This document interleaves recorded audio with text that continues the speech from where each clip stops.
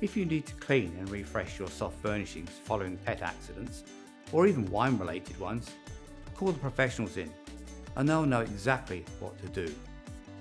Like everything else, when you know how, it's simply better. I know it's hard to ignore a stain, especially if it's a smelly one, but there are a couple of tips that you can employ to stave off the immediate effect before you get a professional in to help you eradicate the stain safely. Pet stains: if your family pet soils on your carpet, soak it up if you catch it straight away. Spilled red wine: there are different methods you can use straight away. Use paper towels to soak up the liquid and leave a pile of them on it for as long as possible to soak up any residue deep in the pile. The best approach to stains is to call a trusted professional cleaner. You can find out on the NCCA website.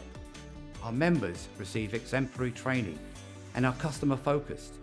There's no spill too scary for them.